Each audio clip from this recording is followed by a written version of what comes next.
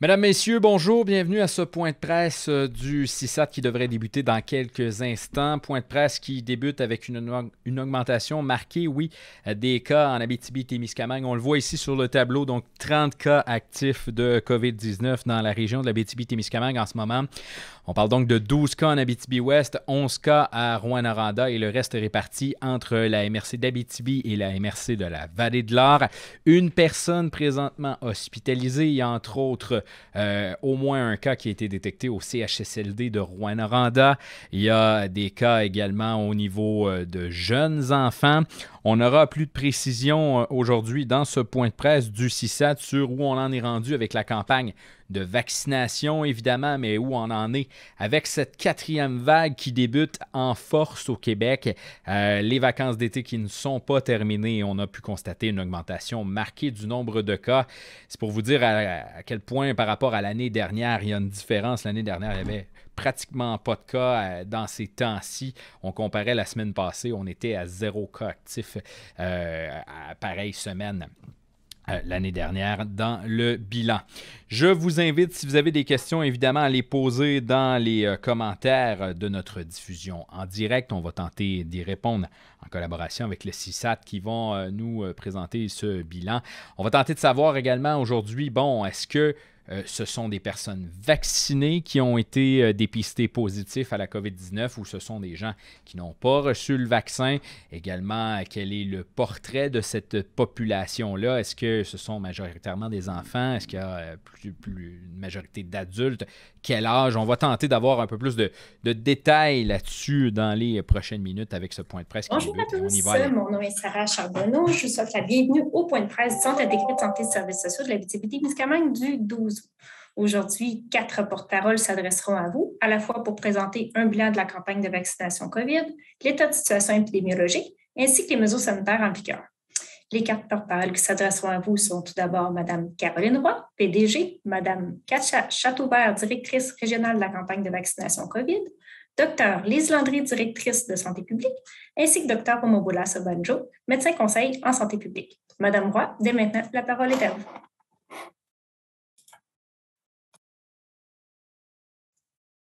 Oui, bonjour à tous. C'est un plaisir pour moi de reprendre une activité où on peut informer la population, les médias des différentes situations en ce qui concerne la situation épidémiologique liée à la pandémie de la COVID-19.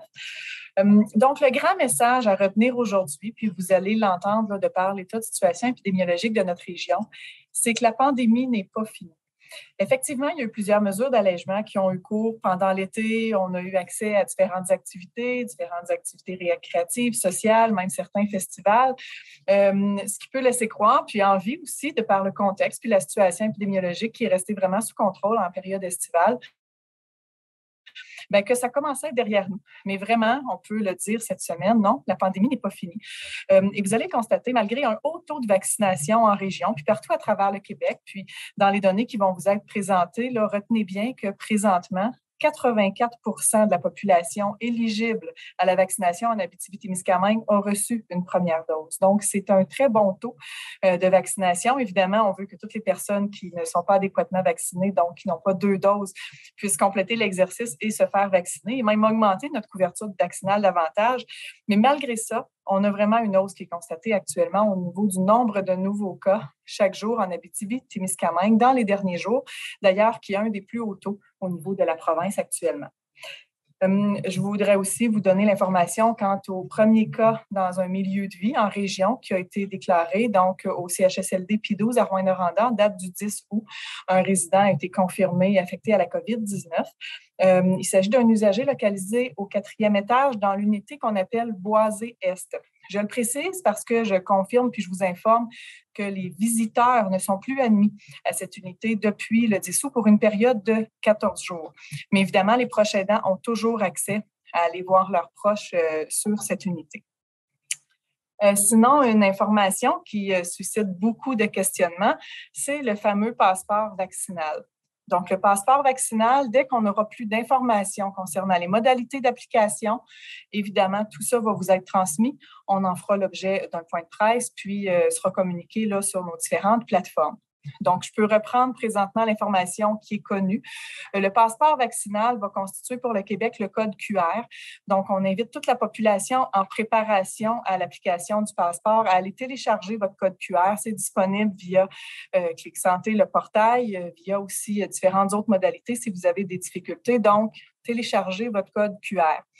À la lecture de ce code, va permettre, puis c'est l'objectif, de donner accès à la population adéquatement vaccinée à certains services.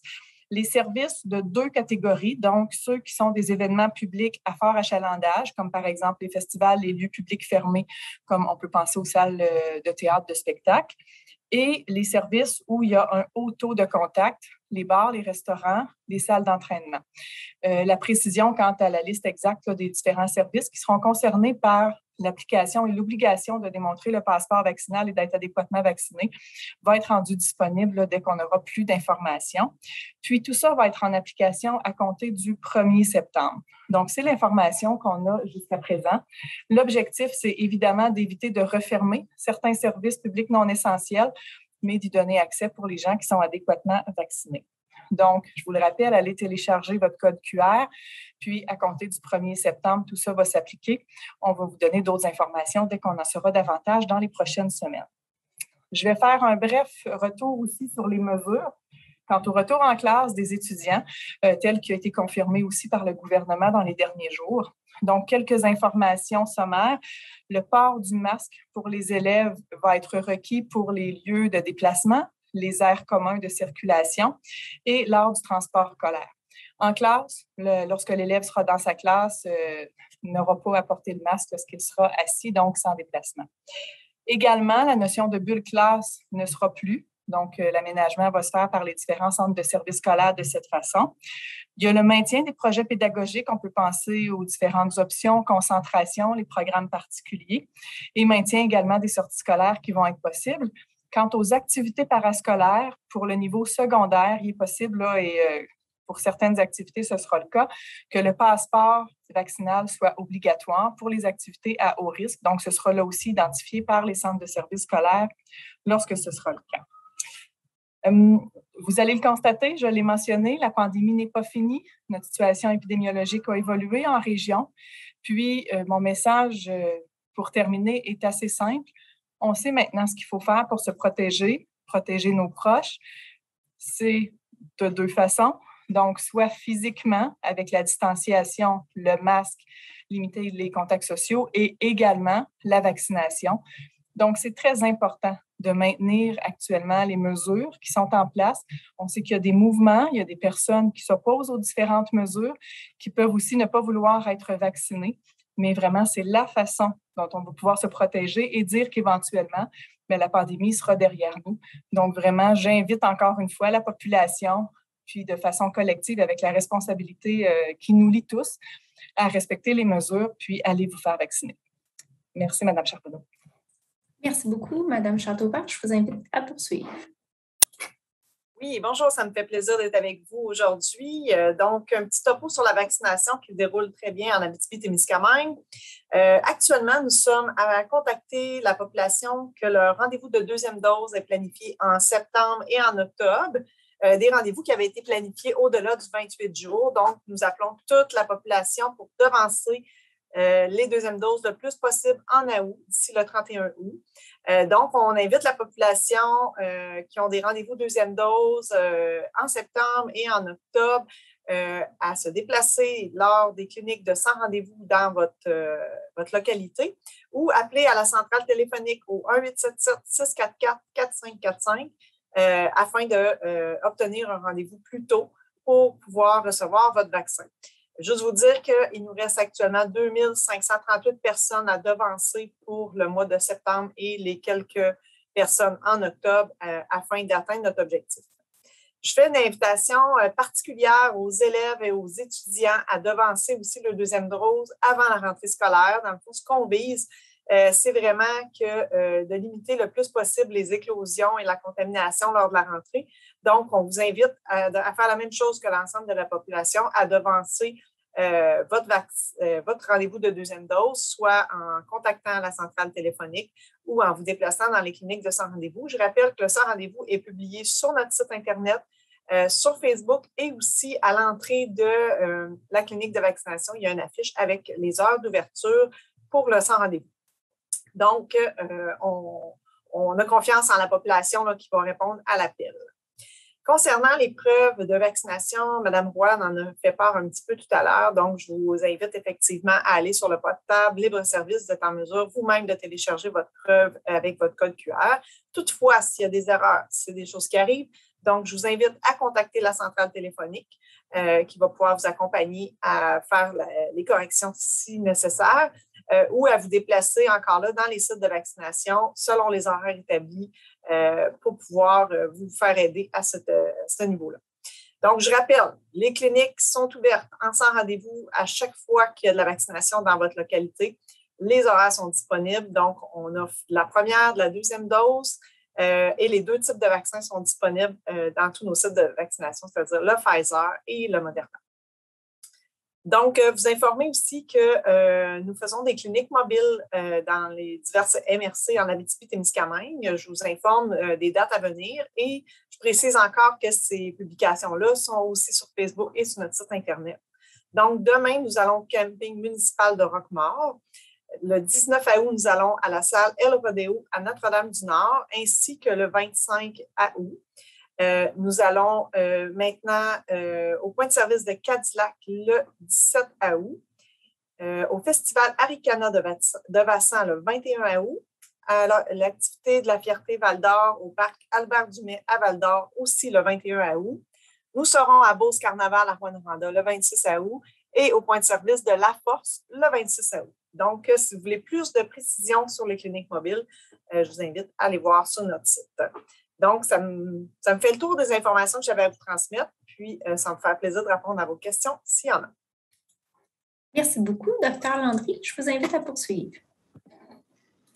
Oui, bonjour tout le monde.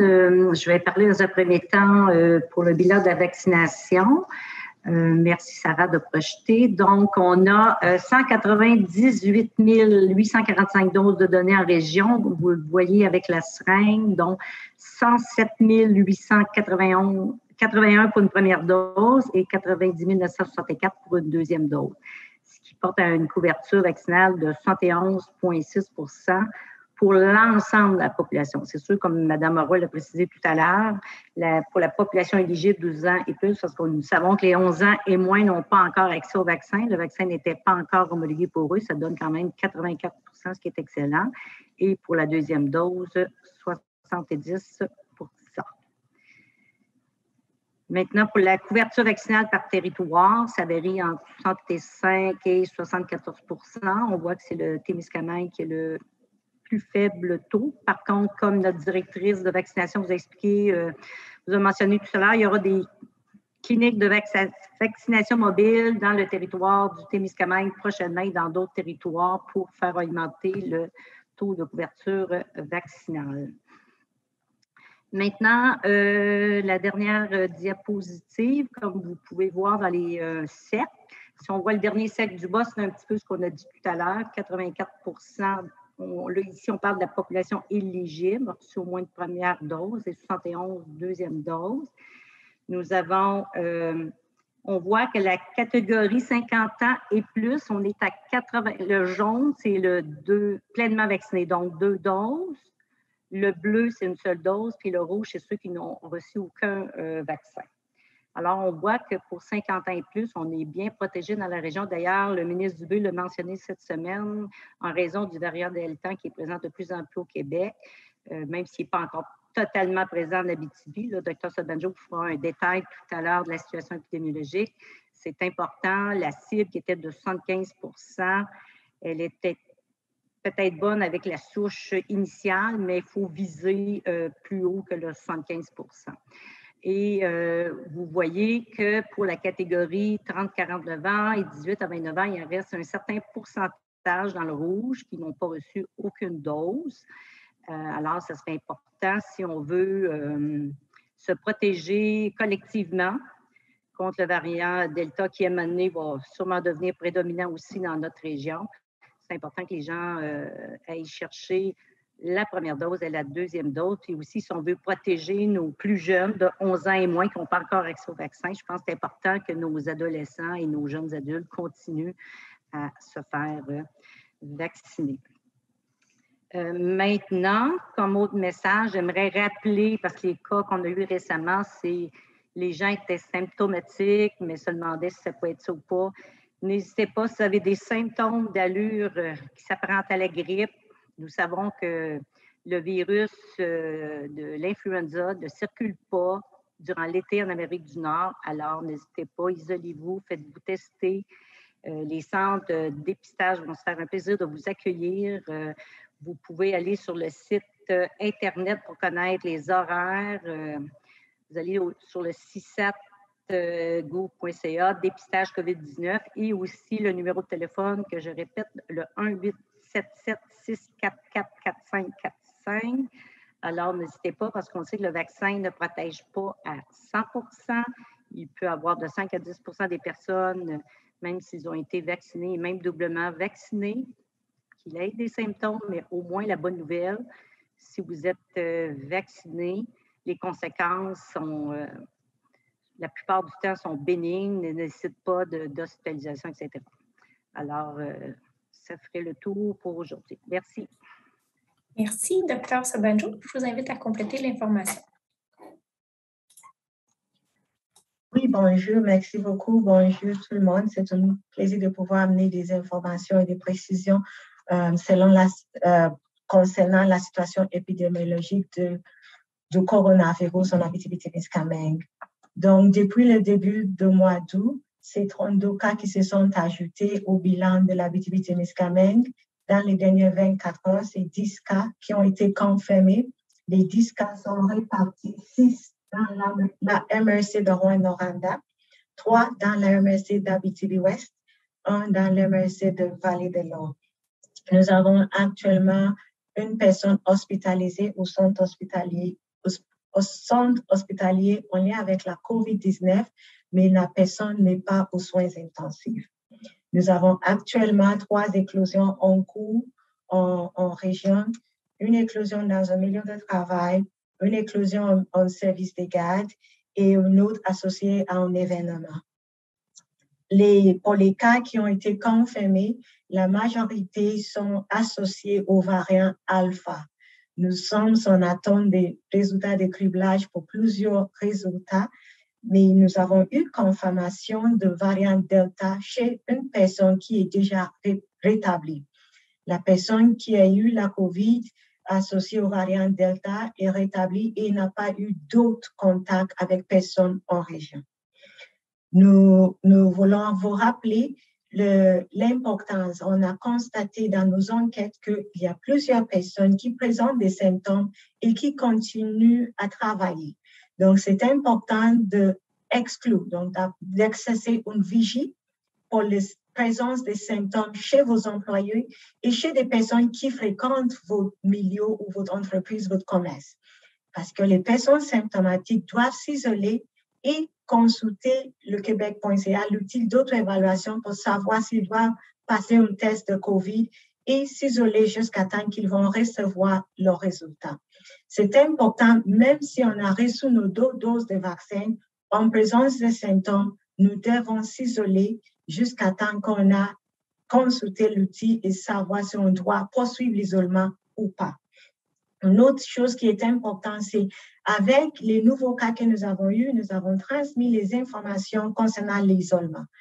Étant donné qu'il y a un bon taux de couverture vaccinale chez une bonne partie de la population, plusieurs personnes qui ont déjà eu leur dodo sont considérées adéquatement protégées. Ce qui fait en sorte que les consignes d'isolement pour ces personnes sont différentes. Selon l'indication de ceux qui ont reçu leur 2 doses ou qui ont fait la COVID et ont eu une dose par la suite, si le délai est adéquat, ces personnes-là ne devront pas s'isoler. Toutefois, les mesures sont prises quand même et ils reçoivent les consignes. C'est pour ça que c'est important, quand vous recevez les consignes de la santé publique, de ne pas se comparer avec votre voisin ou quelqu'un d'autre, parce que chaque situation est particulière et les consignes peuvent différer selon le contexte visé. Donc, je pense que ça fait le tour de mes messages et je demande disponible pour répondre à vos questions. Merci. Merci beaucoup. Nous en sommes à la période de questions. Première question de Mme Annie-Claude Luneau, Radio-Canada. Oui, bonjour. Vous allez me voir venir parce que c'est la question qui nous a été posée par bien des gens depuis quelques jours. Dans quelle proportion les nouveaux cas étaient des personnes qui étaient vaccinées? Est-ce qu'on voit la tendance que ce sont des non-vaccinés? Ou si c'était des personnes vaccinées, est-ce qu'on peut réexpliquer pourquoi ça arrive puis à quoi sert le vaccin? Je vous remercie, Mme Luneau, pour votre question parce que j'étais supposée le dire, mais j'avais oublié. Donc, merci de me rappeler. Donc, le pourcentage, la proportion. Donc, les personnes qui ont reçu un résultat positif à la COVID dans les derniers 11 jours, nous avons 9% qui ont eu 2 doses de vaccin. Donc, ils ont eu le 2 doses, mais 9% quand même a eu la COVID. 62% de ces personnes-là n'ont eu aucun vaccin. Donc, on voit que la majorité, plus que moitié, sont des personnes qui n'ont pas encore eu un vaccin contre la COVID. 29% sont ceux qui ont eu une dose ou ceux pour lesquels soit ils viennent de recevoir la dose, mais c'est déjà trop tard. Donc, c'est des personnes qui n'étaient pas adéquatement protégées. Donc, pourquoi avons-nous 9% des personnes qui ont eu 2 doses qui ont quand même attrapé la COVID? C'est parce qu'aucun vaccin n'est 100% efficace. Ce que on sait clairement, c'est que le vaccin protège à 95% contre les complications graves de la maladie. C'est-à-dire les personnes qui ont eu le 2 doses, après une période plus de 7 jours, s'ils attrapent la COVID, ils ne seront pas gravement malades. Ils n'auront pas de complications. Ils vont être protégés contre les complications comme l'hospitalisation ou des décès. Toutefois, le vaccin ne protège pas complètement contre une transmission. Et c'est ce qu'on voit qu'il y a des personnes qui ont eu le 2 doses, lorsqu'ils ont reçu leurs résultats, ils n'avaient aucun symptôme. Donc, si on n'avait pas demandé d'aller passer un test ou s'il n'avait pas eu une indication de passer un test autre que des symptômes, on n'aurait jamais su qu'il a attrapé la COVID. Donc, il n'avait pas de symptômes, mais il aurait pu le transmettre. C'est pour ça qu'on dit aux gens, même si vous avez eu vos 2 doses, il faut quand même respecter et surveiller aussi. Si jamais vous avez des symptômes, d'aller se faire tester. Mais la tendance est claire. La majorité des personnes qui attrapent la COVID actuellement en Abitibi-Témiscamingue sont des personnes qui ne sont pas adéquatement vaccinées.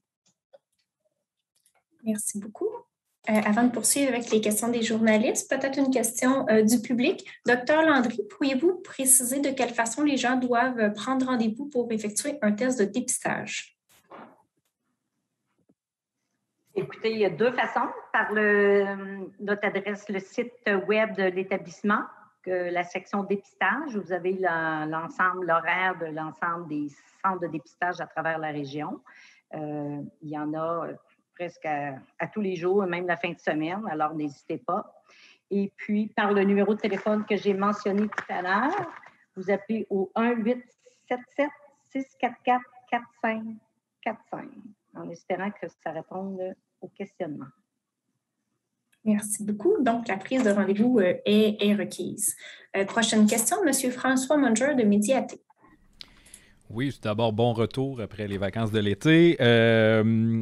Donc là, on nous laissait miroiter la sortie de crise pour l'automne. On visait le mois de septembre avec ce retour-là. Je me souviens du ministre Dubé et du premier ministre qui parlaient de ce fameux bleu ciel comme couleur dans les différentes régions du Québec. Visiblement, ce n'est pas la situation qui se présente au Québec en ce moment avec l'arrivée de la 4e vague. Comment on entrevoit la sortie de crise à partir du moment où notre couverture vaccinale 2 doses sera assez élevée? Comment on entrevoit cette sortie de crise-là et de quelle façon on va apprendre à vivre avec le virus qui visiblement ne disparaîtra pas de sitôt?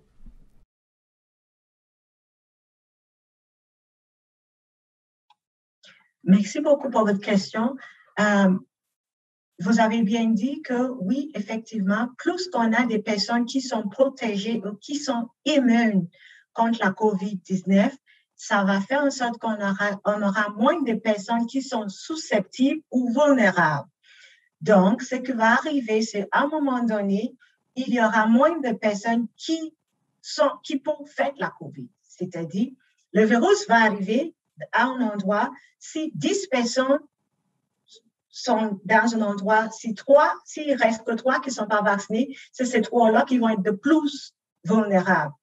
Il se peut que finalement, ça va être 5 personnes de ces 10 qui vont attraper la COVID. Les 3 qui ne sont pas vaccinés vont être ceux qui sont plus probables de faire des complications. Alors que les 2 autres, même s'ils attrapent la COVID, ils n'auront peut-être pas de symptômes ou des très légers symptômes. Donc, à un moment donné, le virus va devenir endémique, un peu comme le virus qu'on a, des virus saison grippale, donc les autres virus qui circulent pendant la période hivernale.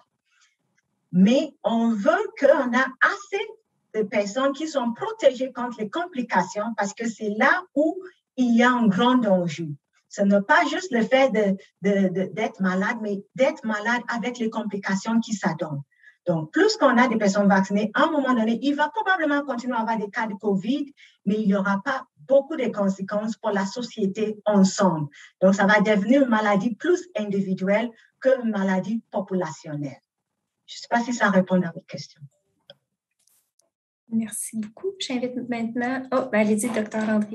Juste en complément, actuellement, les gens les plus touchés à date de la COVID au Québec, là, ce sont la catégorie de 20 à 29 ans. Et on le sait que c'est le groupe aussi à travers le Québec qui sont le moins vaccinés. D'où l'importance, comme on mentionnait tout à l'heure, d'aller chercher le vaccin. Merci beaucoup. Alors, je laisserai maintenant la parole à Mme Lily Mercure de la RNC. Oui, bonjour. C'est une question pour la docteure Sobanjo. Vous avez dit tout à l'heure qu'il y a 9 % des gens qui ont contracté la COVID qui avaient reçu leurs 2 doses de vaccin. Puis, en fait, ces gens-là n'avaient pas nécessairement de symptômes. Est-ce qu'à ce point-ci, on peut comprendre que les gens peuvent être porteurs de la maladie et la transmettre sans nécessairement avoir de symptômes? Oui, mais d'ailleurs, merci pour votre question. D'ailleurs, même avant l'arrivée de vaccins contre le COVID, on avait des personnes qui étaient asymptomatiques. C'est-à-dire, ils étaient infectés par le virus, mais ils n'avaient pas de symptômes et ils étaient en mesure de le transmettre. Après l'arrivée des vaccins et avec la vaccination, ce type de statut se poursuit. C'est-à-dire, il va y avoir encore des personnes qui vont être infectées par le virus et ils n'auront pas de symptômes et ils vont être en mesure de le transmettre. C'est pour ça qu'on continue à recommander de respecter des consignes et d'être vigilant. Merci beaucoup. Une seconde question pour Mme Luneau. Oui, je poursuivrai sur cette lancée. Si les personnes doublement vaccinées peuvent quand même transmettre la maladie, pourquoi dans ce cas-là, est-ce que l'isolement n'est pas obligatoire pour elles? Merci beaucoup. Comme je vais essayer de répondre un peu des propos que j'ai dit tantôt. Donc, on est en train d'arriver à un moment qu'on doit sortir de la pandémie. Donc, il y a un changement qui va arriver prochainement, de sorte que si on est capable, parce que l'enjeu principal de la COVID, c'est les complications qui arrivent avec la maladie. Le fait que si on a beaucoup de personnes qui sont malades, qui nécessitent des hospitalisations et les gens qui décèdent, ça, on n'aime pas ça comme réseau de la santé. C'est pour ça qu'on existe. On veut prévenir ça. Mais lorsqu'on sait que les personnes qui vont être infectées, même s'ils ont l'infection, ils n'auront pas de complications graves, ça devient moins important d'exiger que tout le monde reste à la maison à cause de maladies qui ne vont pas le rendre sévèrement malade. Donc, on est en train de changer la donne. Mais quand même, malgré le fait qu'on n'isole pas tout le monde qui a eu 2 doses et qui a eu contact avec un cas, on fait quand même des mesures. Par exemple, dans les derniers jours, je vous ai dit qu'on a trouvé des personnes qui sont positives, qui n'avaient pas de symptômes, Mais c'est parce qu'il était en contact avec un cas, on a demandé qu'il aille passer un test. Ou quelqu'un qui arrive d'un voyage à l'étranger, même si les personnes sont vaccinées de doses, ils vont passer un test quand même à l'aéroport. Ça nous aide à détecter ces personnes-là et ça nous aide à les mettre en isolement. Si on sait qu'ils sont positifs, on les mettre en isolement quand même. Et ils vont s'isoler jusqu'à temps qu'ils ne soient plus contagieux. On ne va pas faire ça pour tout le monde, mais dès qu'on a une indication que les personnes peuvent avoir été en contact, on va faire un test. Si le premier test est négatif, on les laisse continuer leurs activités sans s'isoler, mais on leur demande quand même de surveiller pour l'apparition des symptômes et de limiter leurs contacts sociaux pendant les 14 jours suivant leur contact avec un cas. Donc, il y a quand même des mesures. C'est juste, on ne veut pas arrêter parce que avec la rentrée scolaire, avec les activités dans les entreprises, on veut que les gens puissent poursuivre à rouler l'économie et aller faire leurs activités essentielles sans que tout le monde soit pénalisé. Merci. Merci, M. Munger. Oui, donc je vais y aller en deux volets. Juste dans un premier temps, est-ce que c'est possible de préciser pour la personne qui est hospitalisée? Là, je sais que c'est compliqué au niveau de la confidentialité, mais est-ce qu'on peut nous dire si la personne est vaccinée 2 doses et si... est-ce qu'on peut nous donner un range d'âge en bon québécois? Là? J'accepterais 50 ans et plus et 50 ans et moins là, si on ne veut pas s'avancer trop sur l'âge de la personne.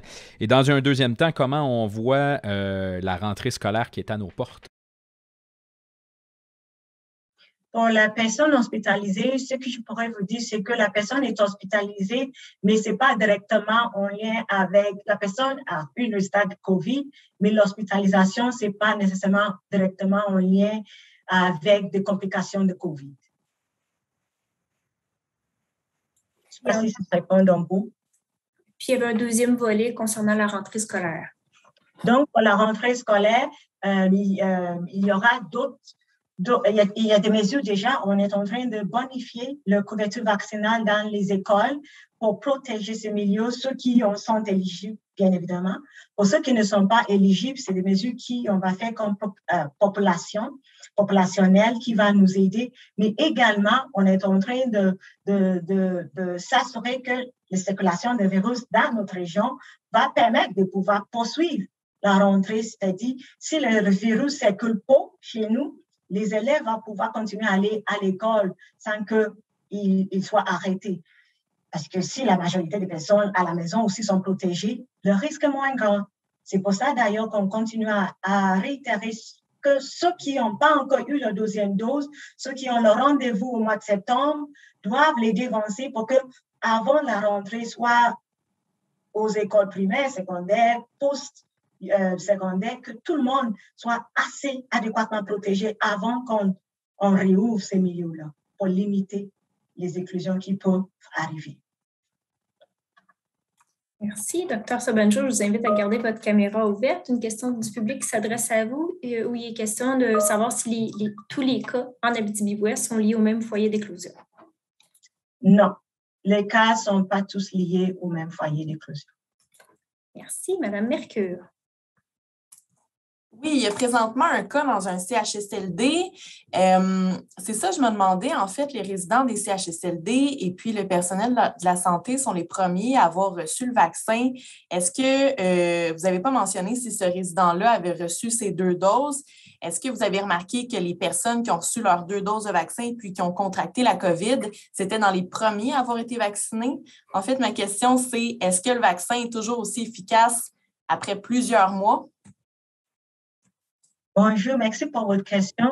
Pour ce qui est l'efficacité, après plusieurs mois, pour l'instant, on voit que l'efficacité est quand même bonne après plusieurs mois. Les personnes que nous avons qui ont attrapé la COVID après avoir eu leurs 2 doses ont été vaccinées dans les derniers mois. Ce n'est pas en lien avec ça, c'est en lien plus avec les virus, les types de virus qui l'ont attrapé, sont tous associés aux variants. Ça, c'est une chose. Deuxième élément, pour le CHSLD, la bonne chose, c'est que dans nos CHSLD, nous avons de très bons taux de couverture vaccinale, ce qui fait d'ailleurs le fait que malgré avoir confirmé un cas dans nos CHSLD, nous n'avons aucun autre cas à date. Donc, après le dépistage et les mesures qui ont été faites, on n'a pas trouvé un autre cas à date parce que la majorité de nos usagers ont eu leur dose et sont protégés. Donc, on veut que ça se continue comme ça. C'est sûr que la surveillance se poursuit. On continue à surveiller, mais on voit que le fait d'avoir vacciné les travailleurs de ce milieu et les usagers, ça nous aide beaucoup maintenant qu'on a le premier cas qui est confirmé dans son CHSLD dans notre région. Une question, Mme Luneau. J'aurais moi aussi une question en 2 temps sur la campagne de vaccination. La première pour Dr Sobanjo, vous l'avez dit un peu par rapport au CHSLD, mais la population en général voit les cas augmenter depuis quelques jours. On est en moins bonne posture, entre guillemets, qu'à plusieurs reprises pendant la pandémie, malgré les hauts taux de vaccination. Vous, avec vos enquêtes épidémiologiques, avec le nombre de contacts des gens, est-ce que vous le voyez, l'impact de la campagne de vaccination? Puis la deuxième portion est plus pour Mme Châteauvert sur la suite de la campagne de vaccination. On semblait dire que ça allait ralentir de beaucoup à l'automne. Donc, je voulais voir un peu où on en est là-dessus. Bonjour, merci beaucoup pour votre question. Et je vous confirme que oui, effectivement, on voit l'avantage de la campagne de vaccination. Je vais vous expliquer. Je commence en disant que les cas qu'on a eu dernièrement, on a un nombre de cas assez élevé parce que plusieurs personnes ont tardé d'aller passer leur test de dépistage. Donc, il y a eu quand même beaucoup de contacts après avoir commencé à avoir des symptômes. Mais malgré cela, on a moins de cas qu'on aurait pu avoir. C'est-à-dire, lorsqu'on enquête un cas, et la personne a eu au moins 10-15 contacts, parce que vous savez, on n'est pas l'hiver, donc presque tout est permis. Donc, il y a au moins 10-15 cas, mais lorsqu'on fait l'enquête et on fait du dépistage et l'évaluation auprès de ces contacts, on finit par avoir au moins peut-être 3 ou 4 qui doivent être en isolement parce qu'ils n'ont pas eu leur dose. Donc, le nombre de personnes que nous avons actuellement en isolement est moins, beaucoup moins qu'on aurait pu avoir si les personnes ne sont pas encore vaccinées. Le nombre de cas que nous avons actuellement aussi associés à nos éclosions aurait pu être beaucoup plus élevé si les gens n'étaient pas encore vaccinés. Donc oui, on confirme encore, même chose pour le CHSLD.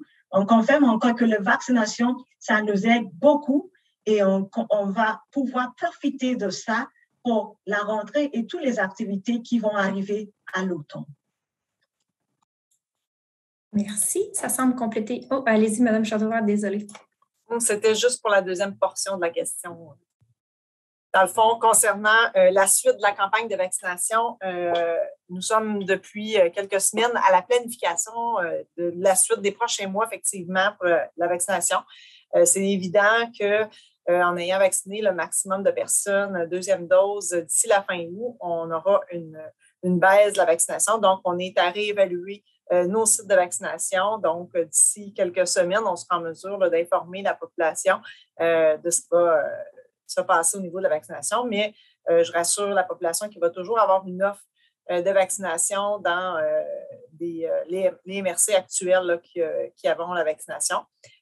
Comme je vous ai dit tout à l'heure, on fait des cliniques mobiles et ce n'est pas écarté non plus que dans les prochains mois, il y aura des cliniques mobiles qui vont se déplacer soit dans des sites ou dans des lieux selon les besoins.